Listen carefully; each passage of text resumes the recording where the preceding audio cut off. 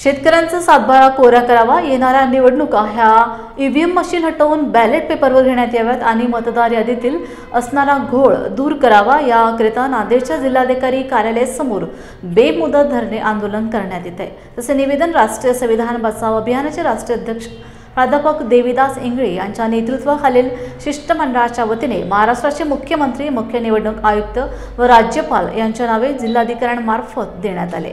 मागण्या मान्य नाही झाल्यात तर देशभर आंदोलन छेडण्यात येईल असा इशाराही देण्यात आला आहे। शेतकऱ्यांचा सातबारा कोरा झालाच पाहिजे। ईव्हीएम हटाओ, देश बचाओ, हटाओ, देश बचाओ, ईव्हीएम हटाओ, देश बचाओ। मी प्राध्यापक देविदास इंगळे, राष्ट्रीय अध्यक्ष, राष्ट्रीय संविधान बचाव अभियान व विविध संघटना आणि समविचारी पक्षाच्या वतीने नांदेड जिल्हाधिकारी कार्यालय नांदेड येथे 20 ऑगस्ट 2025 पासून बेमुदत धरणे आंदोलनाला सुरुवात केलेली आहे।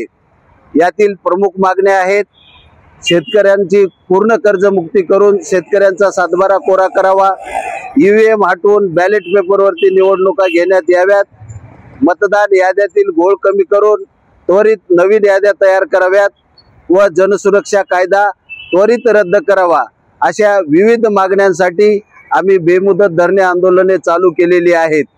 यामध्ये प्रामुख्याने केंद्र सरकार आणि निवडणूक आयोग त्याचबरोबर राज्य सरकार उदासीन आहेत। कुठलाही निर्णय मतदान याद्यांच्या बाबतीत केंद्र सरकार किंवा निवडणूक आयोग ठोस निर्णय घेत नाही आणि याद्यामध्ये असणारा घोळ मिटत नाही। ईव्हीएम मध्ये होणाऱ्या गडबडी आणि घोळ कायम आहे। यामुळे लोकशाहीच्या देशामध्ये संभ्रम पसरलेला आहे, जनतेत संभ्रम पसरलेला आहे।